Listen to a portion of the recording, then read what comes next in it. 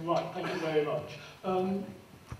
I agree, I think, with the direction of travel, but in the past, under the old authority, we by and large had a year-on-year increase in the standards with which our children left school, more GCSEs. I would like to see that continue, but with less money. What I really want to know is, what is it that the new authority can do with less money that will at least maintain the rate of improvement that the old authority managed? And I'd like a bit more information, please. Yeah, a few more specific examples. Let's now, I mean, it's useful to hear from the leader of the council, genuinely, you know, that the overall picture, it is challenging, but now let's really focus down on this. I mean, he's obviously concerned, and, you know, that with less money, you may not be able to maintain the improvement that presumably the old Cheshire County Council did with the GCSEs. So let's concentrate on that. Yeah, again, if I may, Dr. Chapman, pass you over to Dr. Stevens.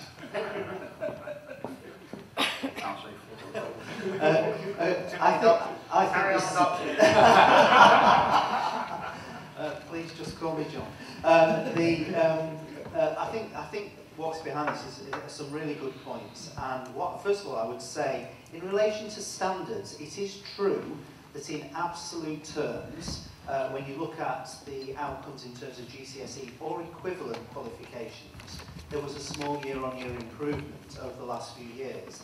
However, when you look more deeply into some of that information, you can see that for some significantly large number of children, the gap in attainment was actually widening. So, for example, in Cheshire as a whole, in the West and in the East, the gap between outcomes for children who are eligible for free school meals as an indicator of poverty and others is one of the biggest in the country. So one of our priorities in terms of improving outcomes isn't just the absolute improvement, but narrowing the gap. Likewise for the children in our care, our educational outcomes year on year for our children, the children in the care of the council, whom we all have a parental responsibility, were not as good as we'd like them to be. So in terms of those standards, we don't just want to see ongoing improvements in absolute terms, we want to see the gap narrowing as well. But I think... and you're not done. I mean, what Chris Chapman's concerned about is that how can you do this against a darkening financial background? Well, within that context, what I would want to say is that, first of all, some of the things that schools say are the barriers to those improvements are, for instance, children with complex needs that have not been addressed early. So our services are going to be structured to intervene earlier, which therefore represents a saving, because if you intervene earlier, you don't have to do as much in terms of making a greater impact later. It's about allowing schools also, even though they have bearing for the whole child, in creating the local teams around the school, which we're wanting to do, multidisciplinary teams, health, social care, where it's needed, to actually free schools to be really focused on teaching and learning, which is their core business. It's what they're expert at, and giving them more resources by that early intervention and reorganising our resources so they're available more quickly, early intervention and locally. And thirdly, the curriculum. What's actually taught and learned.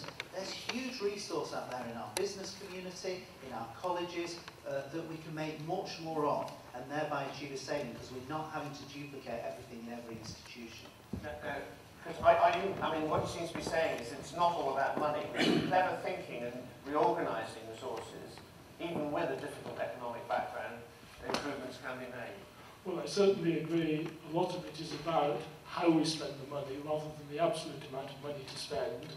And I think there were one or two examples there of things that could be different. But I expect that most parents will want to hear more of what's going to be different and how is it going to be better in the coming years, because the most important thing we have for our children, or grandchildren perhaps, for people of my age. Okay. Well, thank you very much. Other contributions on this education issue? Anybody else? Yes, the gentleman just there. David King, also from Northwich. Lynn's been talking about using the community. Could the council not invest in its parents and teach parenting skills as a way of supporting education without necessarily much cost? Right. Let's get to the issue of parenting skills. Yeah. Well, thank you for that question. Yes, very interesting. We are approaching now. We've got the moment of pilot going on with 25 families and seeing how we can support them. These are families who have got children with complex learning difficulties and challenges. But in addition to which, of course, we are now opening up across the whole of the authority children's centres, and Sure Start we link to them, and where we're hoping that with all the provision of other services, that parents will, you know, by attendance or by our outreach teams, be initiated, if you like, into good parenting skills. Lynn? Just 2 points to add to this debate. The council is also, piloting something called a FIP. You'll hear these 3-letter acronyms all the time if you watch the news on TV. And FIPs are basically targeted intervention programs for families, so family intervention programs. And this is where all the strategic partners collaborate to offer a very, very targeted program of support, and there's huge quantities of carrot, and there are some stick elements as well in this.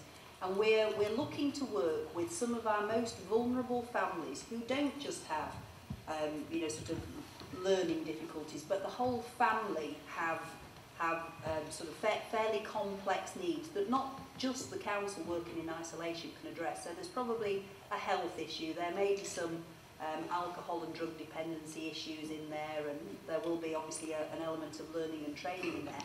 And this is, you know, a programme that will work alongside families, not just to sort of swoop in like seagulls, do what seagulls do and then fly off, screeching, you know, how successful it's been. This is all about, you know, getting down to the grassroots of the problem. I'm sure that image of seagulls will live in our minds forever. Can I also mention technology as well? Very, very briefly. Very, very briefly. In my portfolio, I have IT, and we have, you know, almost the world at our feet that we can offer up to our children just by offering, you know, some clever use of technology.